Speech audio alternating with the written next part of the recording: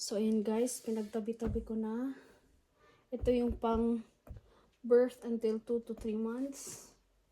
Tapos nasa kabila yung pang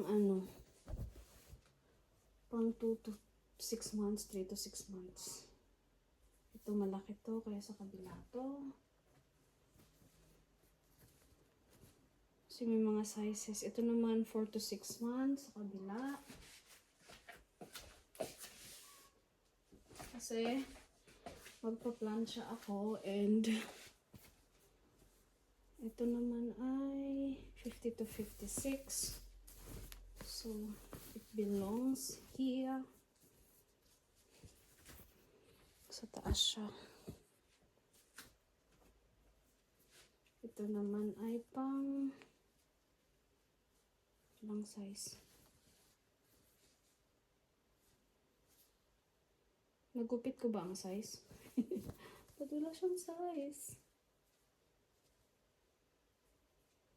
62. 62 siya. Yan na siya.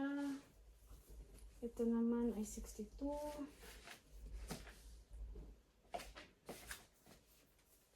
Ito din ay 62. 62. Ang dami kong pinamiling 62 kasi ito 2 to 4 months. Ito dyan siya. 56. Kasi di ko alam pa ang size ni baby para mas safe. Ito naman 86. So mga ano na to. Mga 6 to 9 months. Ito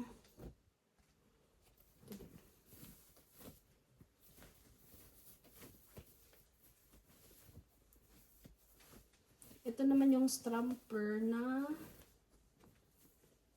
walang hindi mahaba.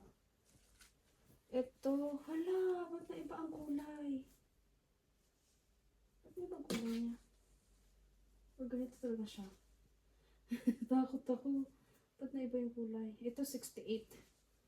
So, yung jacket din, 68. Ito naman ay 0 to 1 month.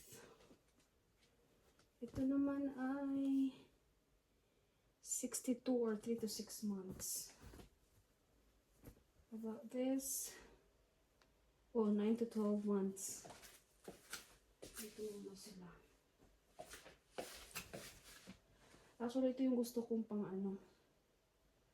dalhin sa hospital. Pero, pagka hindi na, isasama ko siya sa set na lang.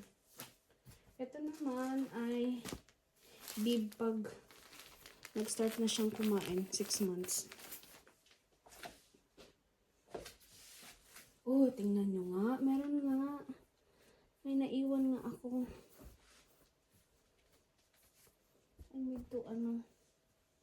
I need to plancha that. At ilagay sa set. Ito naman sa H&M na may 50 to 56. So, dyan na siya. Ito naman ay 62 to 68. Pero ito, tatabi ko pala siya.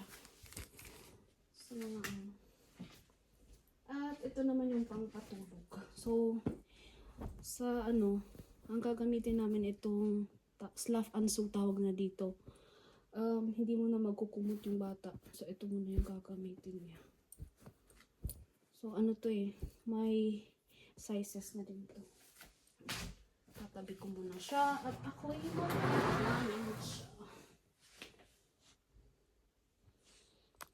So, ito nga yung paplansyahin ko, guys. At isasama ko sa 50-56. Tapos, yung mga natira, nakapatong, sasama ko sa 6 to 68. At ito, sasama ko dito. Bib, o the lesion, tawag nila. At mutsi or, ano nga tawag sa atin ito? Not sure. Ito naman, plancha ko pa. Ito naman pang paligo. Kasama to sa set. So, tatadin ko na lang din sa hospital. Kasi mas maganda may gamit ka din, no?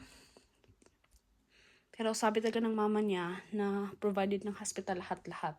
Kumbaga, ang dadalhin, pati diaper, kumbaga dadalhin na lang talaga ay gamit pa uwi. Kahit yung sa akin, kahit yung mga gagamitin ko. Pero syempre, yung mga gamit sa pagligo, toothbrush, mga ganun. So, akin na yun. Personal gamit na yun. Bye-bye!